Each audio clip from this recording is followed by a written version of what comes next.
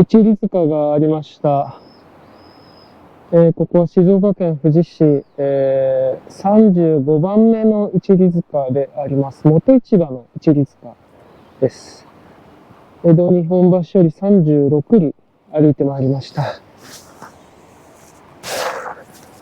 おはようございます。加藤です。今日は2026年の1月6日です。東海道53次を歩く旅も東京の日本橋を出発して、6日目となりました。僕は今ですね、東海道53次の、14番目の宿場であります吉原宿を出まして、15番目の宿場である神原宿を目指しております。吉原から神原は12キロですね。今日の行程ですが、今日は、14番目吉原宿から15番目神原宿、そして16番目の由比宿、そして17番目の興津宿、そして18番目の江尻宿まで歩く予定です。全部の工程はだいたい30キロですね。江尻宿っていうのは、今でいう清水ですね。静岡県清水市の清水です。そこまで歩いていく予定ですので、どうぞよろしくお願いします。これからですね、富士川のほとりを越えて、次の神原に向かうというような、そういう感じの場所です。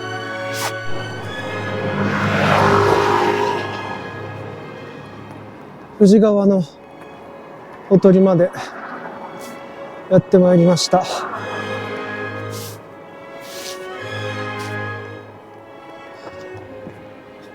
これが富士川橋ですかね。ちょっと錆びついたトラス鉄橋のように見えますけれども、緑色で、なんでしょう、山々とちょっと合わせてるんですかね。さて、富士川です。ここら辺には富士川の渡りの船着き場がいっぱいあったことでしょう。この川は結構広いんですね。これはちょっとこっち側に当たった方がいいのか。さあ、富士川に着きました。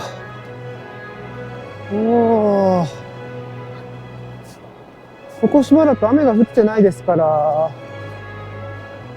水量はそんなに多くないですね。でも広い川だな。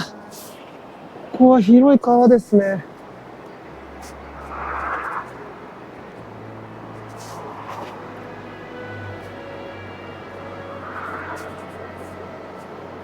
日本三大急流と呼ばれる川のうちの一つだそうですけれども、雨が降り続けるとすごいことになるんでしょうね。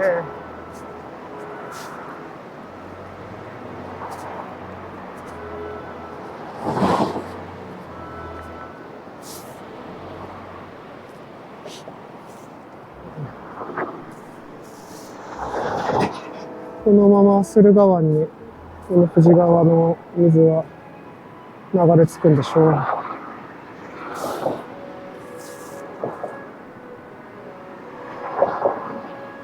キラキラ輝いてとても綺麗ですね。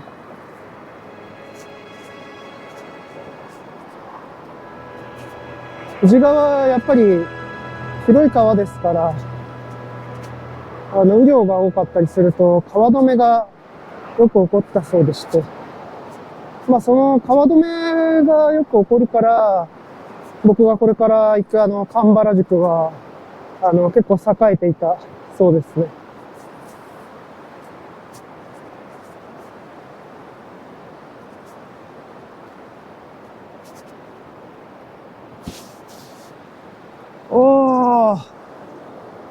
綺麗だ。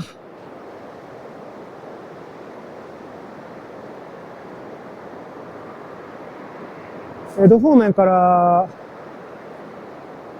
京に行くとこれが後ろ側に見えちゃうんで分かってなかったですけど、京方面から来ると、すごく雄大で綺麗に見えるんでしょうね。富士川から見る富士山です。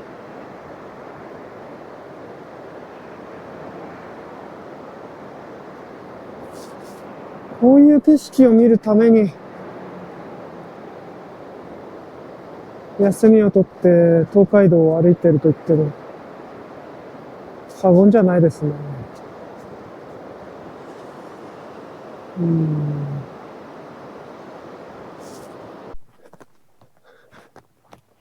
なんか立派な家が残ってますね。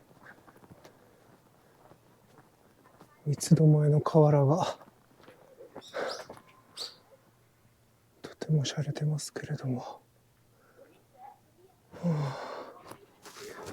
小中本陣中間、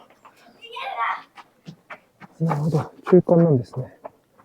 ここは小中本陣常盤家っていうのかな。渡し船名主を務めた常盤家の家だそうですね。参勤大名はここで船に乗る支度をしたそうです。なるほど。そんなのがここはしっかり残ってるんですね。文化財として保管してるんでしょう。なるほど、立派ですね。こうなってんのか。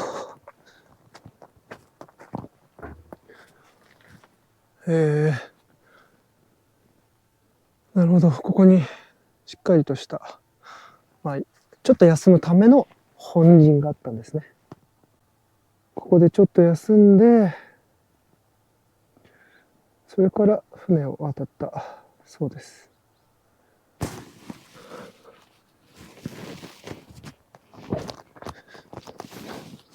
富士山はもう後ろの方にあります。それにしても静かな場所だな。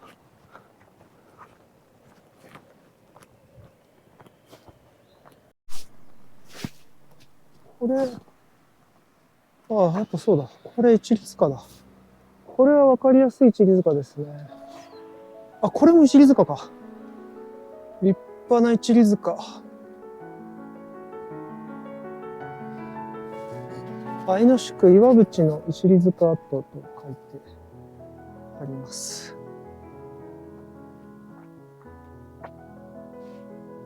一里塚。ここら辺の名産は岩淵名産栗の粉餅が有名だったそうですね。それを売る茶店が立ち並んでいたと書いてあります。そう、これ江戸日本橋から数えて37番目、37里目の一里塚です。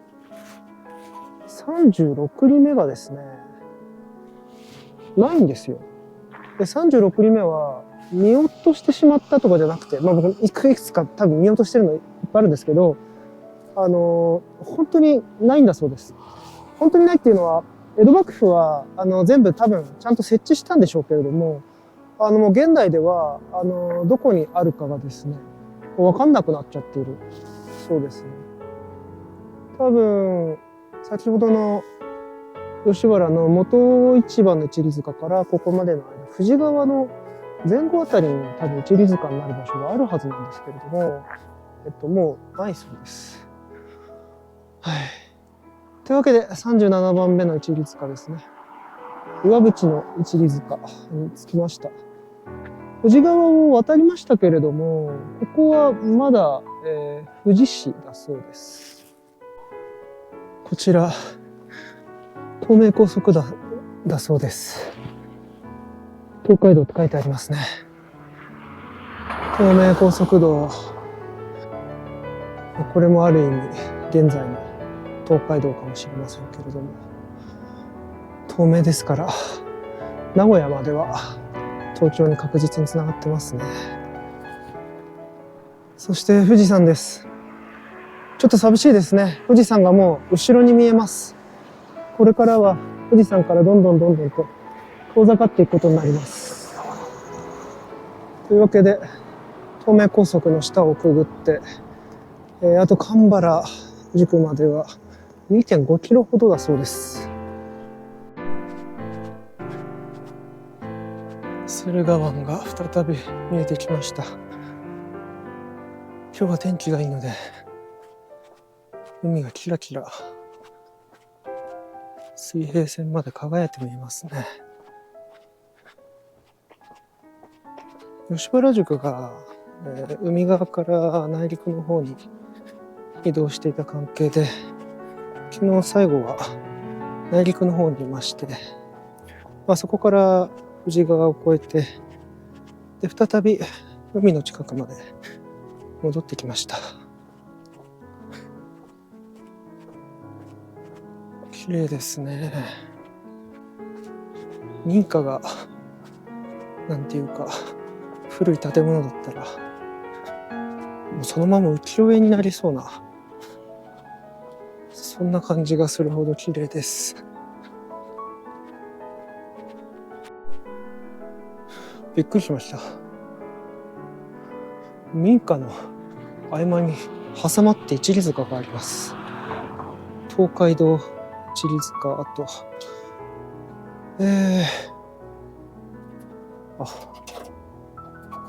もう普通にお住まいなんですね。当たり前か。神原の一里塚ですね。神原宿の一里塚は江戸日本橋から数えて38番目だそうです。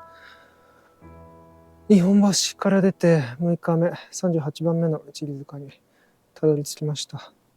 最初の一里塚っていうのがあったそうですけど、津波で流出して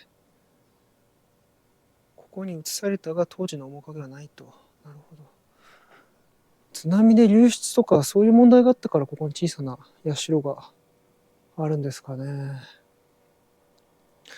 確かにもうそこは海ですからね。江戸時代ここら辺も含めて何回か大きな地震がもう教科書に載るレベルでありますけれども、そういった時に津波でこの宿場とか流されちゃったんでしょう。一つ前の吉原宿も津波で2回も流されたって書いてありましたから、きっとそうなんでしょう。確かに潮の香りが少ししてきたかもしれませんね。また、天気がいいです今日は。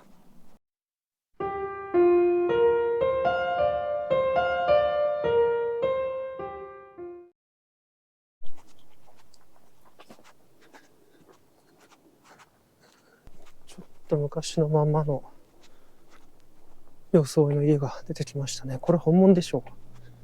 生小壁ですね。東海道時代からどうなのかな。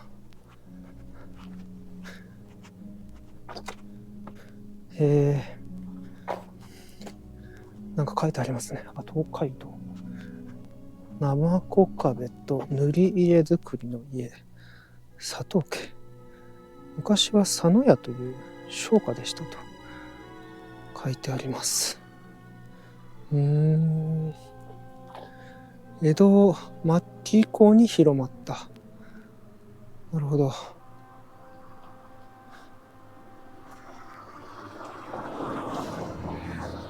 これは立派ですね。結構奥まで広いな。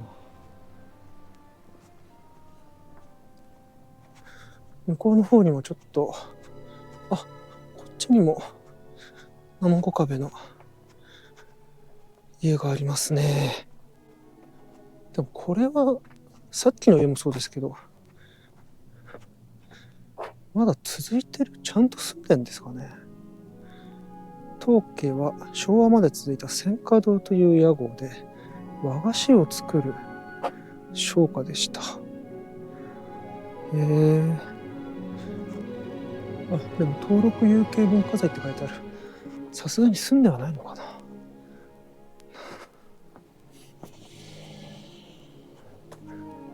静岡銘茶、お茶の店が出てきましたね。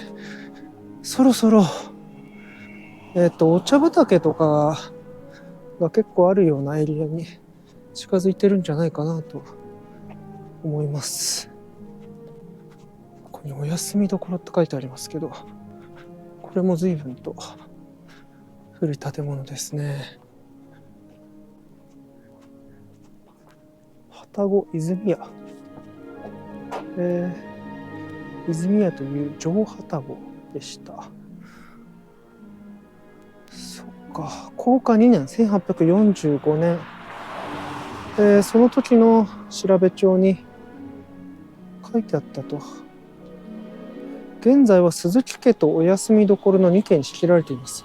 あ、つまり、なるほど。お休みどころとしても使われてるけど、住まいとしても使われてるのか。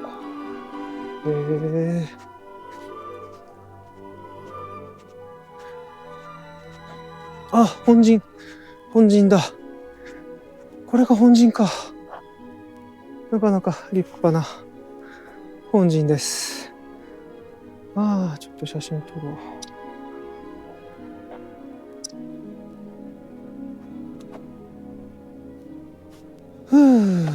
本陣まで参りました。はい、というわけで、東海道53次15番目の宿場であります、神原宿まで着きました。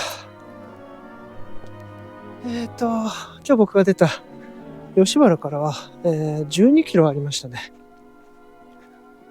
でこの次の、由比宿までは、1入り4キロしかありませんので、このまま歩いて由比宿まで行きたいと思います。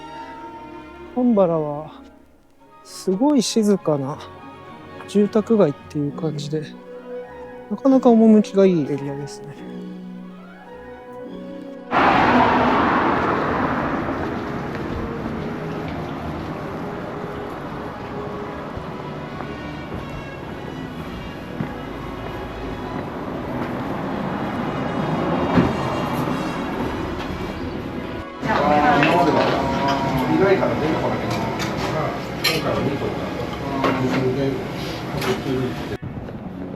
一里塚がありました。由比の一里塚ですね。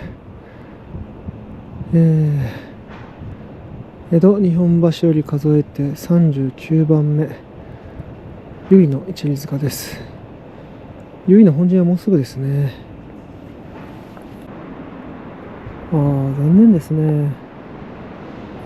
ここにはお堂がちゃんとあったそうですけれども、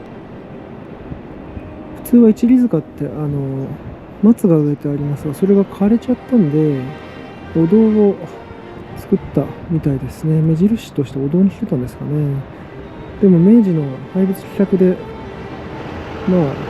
廃寺となってしまってなくなったと。もうこれしか残ってないってことですね。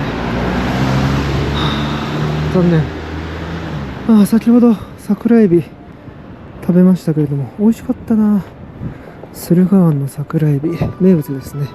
さて、もうちょっとで、由比の本陣にたどり着きます。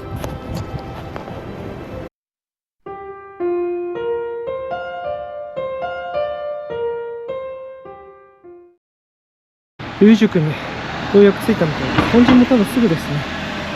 ここはマス型ですね。今はなだらかなマス型になってますけれども、昔はもっと直角なマス型だったんでしょうか。マス型はこういう感じの道路で、敵の進軍を一時食い止めるためとか、そういう軍略的な意味のある道路ですね。重要な場所によく置かれてました。僕の地元だと有名なのは神奈川の武蔵小杉にこういう陣屋っていうところがあって、そこの前のマス型がすごく有名ですね。中原街道のマス型ですけれども、さてもうすぐ、本陣でしょう。なんか趣のある家が出てきたな。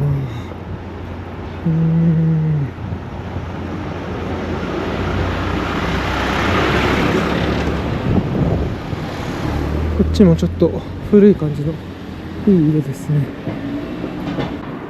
ここはなんか一本道が通っていて、とてもなんか昔の街道沿いっていう感じがしますね。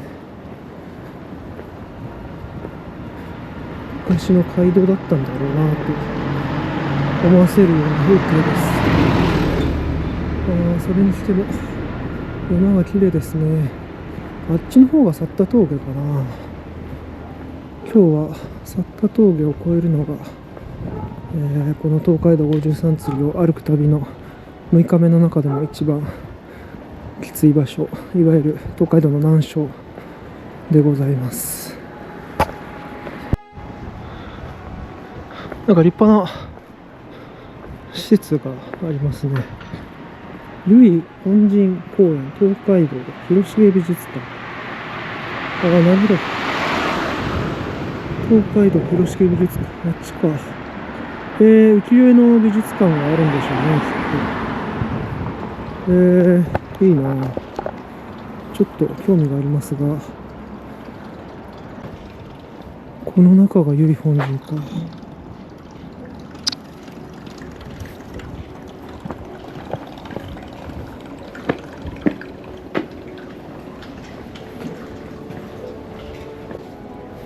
すごい。由比本陣までやってきました。東海道53釣る16番目の宿場町、由比本陣です。お、小説荒野、こんなところにあるんだ。由比小説荒野ですね。こうやって染め物屋さんのことですけど、由比小説はこの染め物屋さんの出身だと言われています。すっごくいい場所ですね。本陣の目の前にあったんですね。由比小説ってクーデターを起こした人ですけど、クーデター計画を考えた人ですけど、こんないい場所になんか生まれ育ってクーデターを起こそうとしたんですね。由比小説って本当映画とかなんか漫画かなんか登場人物になりそうな人でして、これは基本人か。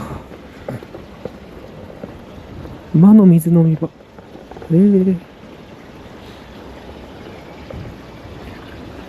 の横の長い水路上の堀は、東西は馬の水飲み場といって、昔大名行列の馬に水を飲ませたり、体を洗ったりしたところです。これで洗ってたんだ。結構広いですね。水深はもともと、60センチもあったんだ。それは馬も十分洗えますね。屋敷の前の道路にこのような施設があるのは、他の宿場の本陣にはあまり類例を見ない珍しいものです。そうなんですね。確かに、今まで見てきた宿場にはこういうのなかったですね。で、この亀、本物の亀ですよね。これ作り物じゃないよな。あっちにはいるけど。本物ですよね。結構でかい。あまりにも自然に見えるので、びっくりしました。そうそう、由比小説。由比小説って、本当なんか頭のおかしい人なんですけども、徳川幕府が、盤石のものとなっていった後、1600年代半ばとかですかね。もう戦争はなくなっちゃったんで、武士はいらないっていうことで、どんどん浪人がいっぱい生まれていった時代ですね。特に審判じゃない、お家の、お家の取り壊しとかが出てきて、どんどん無職になった侍たちがいっぱいいる時代ですけれども、なんだこれは。なんかこんなに無職がいっぱい生まれる世の中おかしいと。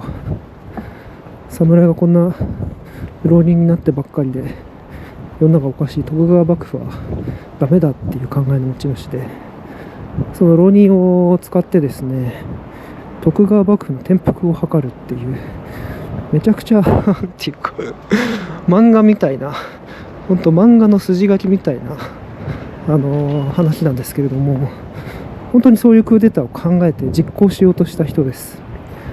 由比小説の乱って結構有名な話で面白いんですけれども、なんかどっかでなんか時代劇とかで映画化してくんないかなってすごい思います。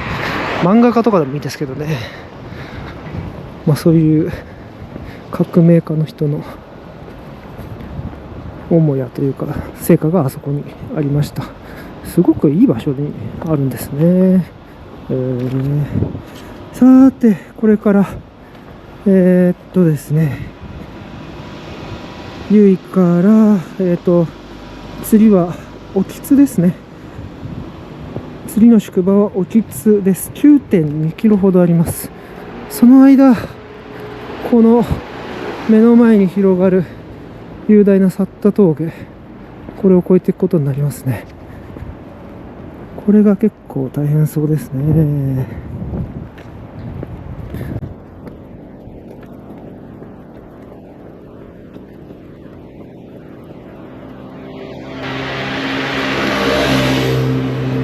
さて今、江川橋を渡りますけれども、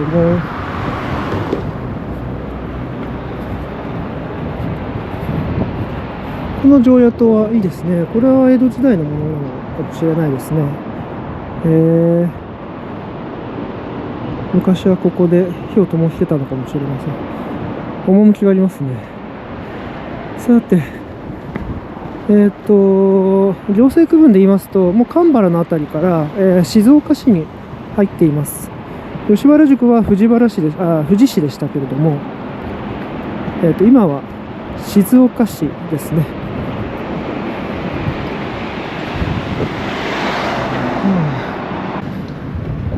JR 東海道本線由比駅まで来ました。吉原と同じで、吉原駅と本陣が離れているがごとくですけれども、由比も本陣と駅は結構離れてますね。それにしても桜エビ通りってすごいですね。確かに桜エビはすごい美味しかったです。さあ駿河湾に面した東海道由比駅ですね。ここからなだらかに坂が上り始めました。もうちょっとすると目の前にもうすでに見えてますけれども、サッタ峠に行くのかなと思います。今寺尾沢橋っていうところに来たんですけど、見てください。駿河湾です。綺麗ですね。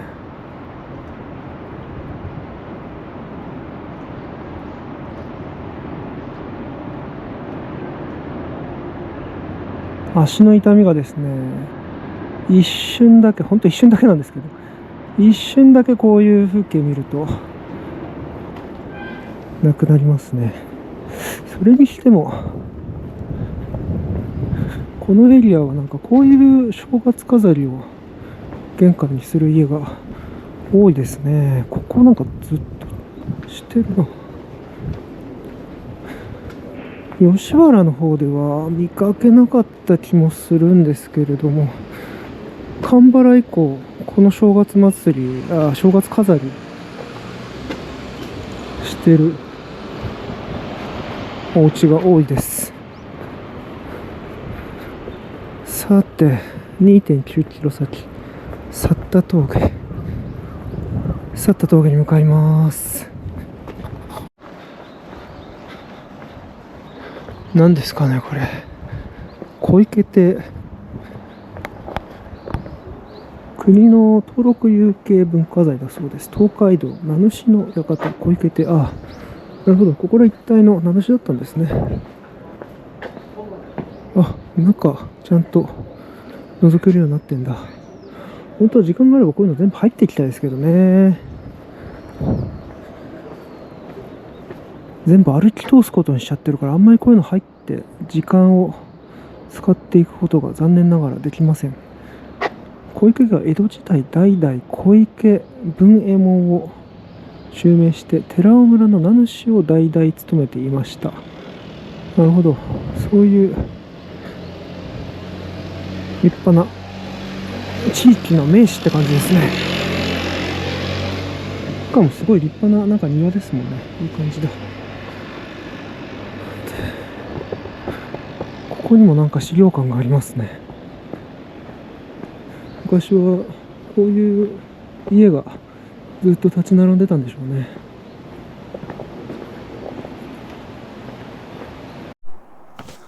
去った峠、ついに届きましたね。ここに一里塚の跡があります。由比西倉坂、西倉沢って読むんですかね。江戸から数えて40番目の一里塚だそうです。ついに124分の40までたどり着きましたね。さて、結構やっぱ急ですね。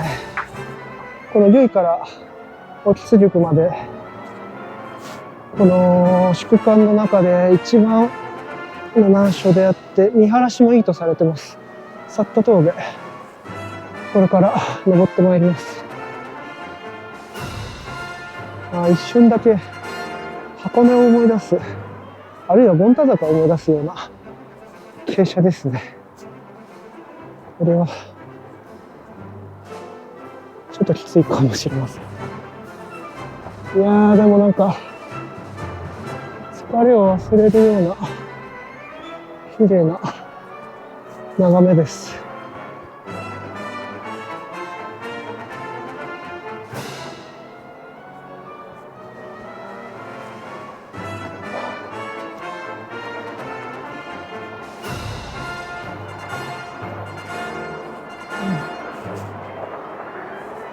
おー、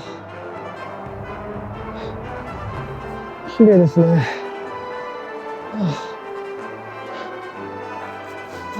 これずっと登っていくのは大変ですわ。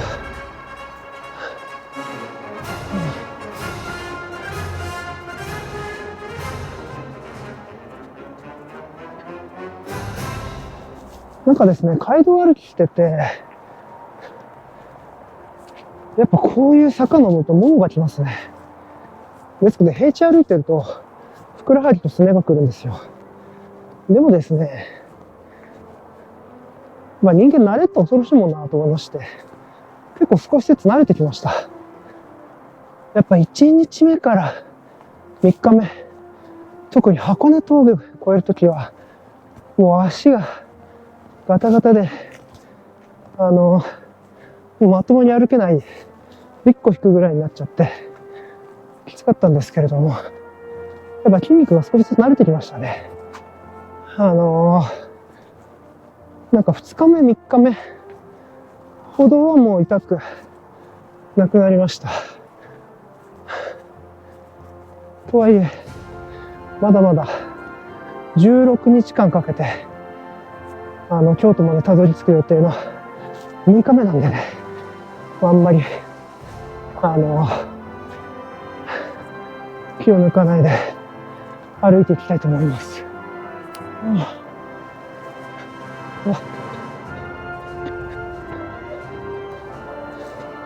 まだまだ続きそうですね。いや、でも綺麗です。これは登る甲斐がありますね。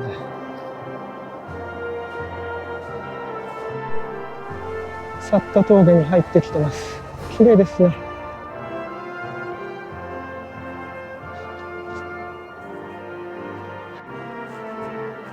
去った峠。ここが一番上というか、一番いいポイントですかね。もうなんか、静岡らしくみかんがなってて、すごくいい場所です。この目の前に広がるのは駿河湾ですね。向こうは伊豆半島がずっと続いてます。そして何より富士山ですね。去った峠登ってきました。そして昔はこの下ですね。この下を通ってたらしいですね、本当は。この東海道が整備される前は。有名な親も知らず、親知らず子知らずですか。親知らず子知らずっていう言葉が残ってるぐらい、渡ってる時はもう大変すぎて、親のことも気にかけてらんないし、子供のことも忘れるっていうぐらい大変だった通りだそうですけれども、徳川家康が参勤交代のため、また朝鮮通信使が通るためにこの街道を作ったそうです。今日一番のハイライトはここかもしれないですね。サット峠。ようやく来ました。さっきサッタ峠ですね。登るちょっと前ぐらいに、声かけていただきまして、街道歩きをしている人だそうです。やっぱ、いるもんですね。いろいろ、中山道とかも歩いてるそうで、街道歩きの先輩かもしれないです。最初から最後までずっと歩くの素晴らしい。いやいやいや。たまにこうやってなんか、同じ旅が好きな仲間と巡り合うと楽しいもんですね。じゃあ、サット峠をこれから多分下っていって、沖津宿の方に参ります。もう、うっかり通り過ぎてました。一里塚ありました。沖津の一里塚。江戸日本橋より41里目の一里塚です。124個ですからね、もう3分の1ほど来たことになります。サッタ峠はもう下って降りてきまして、もう沖津の町の方まで来てます。もう少し歩いていくと、沖津の本陣とかがあるはずですね。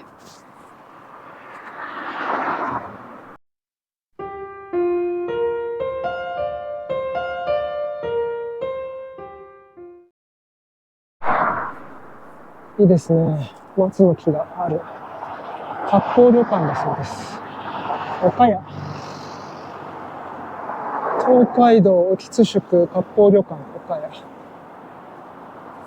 こういうところに泊まって歩いていく旅もいいですよね。はい、というわけで沖津宿着きました。沖津宿公園。この辺りに本陣があったはずですね。東海道53釣りのうち17番目の宿場として栄えた沖津。由比からサッタ峠を抜けて沖津宿に参りました。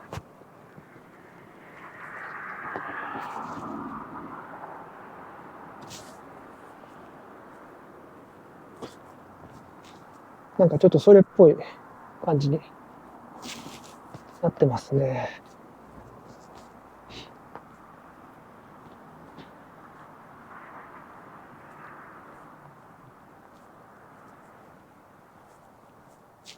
公園になってます。さて、沖津宿を出まして、これから江尻宿まで行きます。江尻までは 3.9 キロ。宿境まで1里4キロですね。行きます。5時を超えてきてしまいまして、だいぶ暗くなっちゃいましたね。今、沖津から江尻に向かって歩いております。先ほど、サッタ峠のふもとで出会った方、すごい面白い方でした。なんか、いろいろ職を転々された後はですね、なんか富士河口湖で、イングリッシュガイドツアーをやってるっていうお方でしたね。僕以上にすごいもうなんか、すごいバックパッカーな方で、旅行の話をいろいろ聞きました。こういうのあるから街道歩きは面白いですね。さーて、こっから50分ぐらいかけて、江尻宿、清水まで向かいます。もう何も見えなくなってきちゃうんですよね。夜になってくるとね。それが残念ですけど。あっちの方に清水駅が近づいてきましたけれども、今僕は旧東海道を歩いております。一里塚跡がありました。江戸日本橋より数えて42番目の一里塚、辻一里塚です。と言っても何も残ってないですね。やっぱり一里塚っていうのは、なんていうか、田舎に行けば行くほど残ってるけれども、市街地になればなるほど当然ながら、なかなか残すのは難しそうですね。もうすぐ静岡市の中でも、割と大きな、繁華街のある清水にたどり着きます。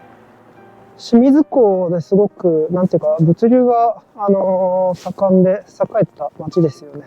まあ今でも結構栄えてると思うんですけれども、江戸時代はもっと栄えてた。まあもっと栄えてたっていうと語弊があるかもしれないですけど、江戸時代から、まあそれで言えばもっと前からと思いますけど、江戸時代も栄えていた、清水にもうすぐ着きます。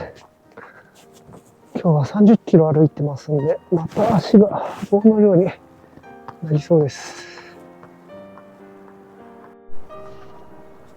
何でしょう、これは。エジンリアって読むんですかね。まあそういう名前の商業ビルがあります。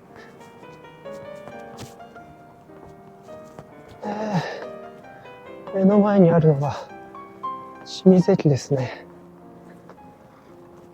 かつての江尻宿です。清水の街は結構栄えてますね。新幹線は止まる駅じゃないと思うんですけどね。結構栄えております。今日泊まるホテルはあっちの方にあるんですけれども、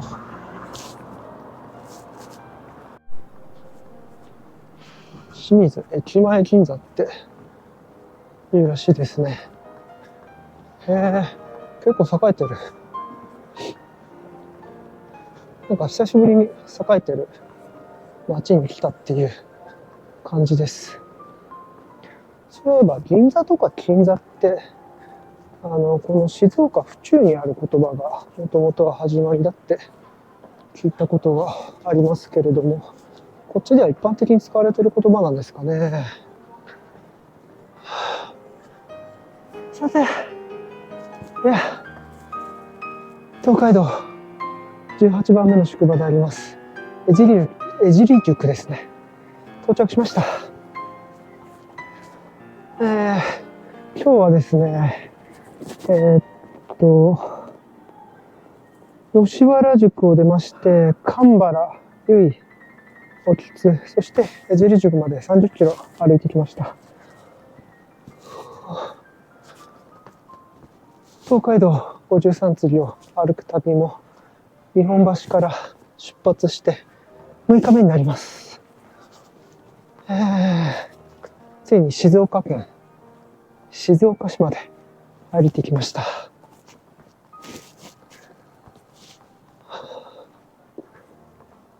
やっぱり足が痛いですね。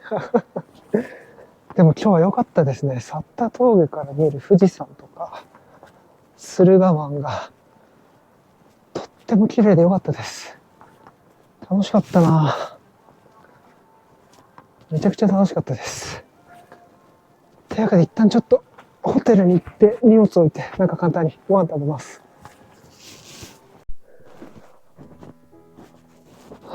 着きました。今日はホテルマイステイズの清水駅です。すごい鏡が。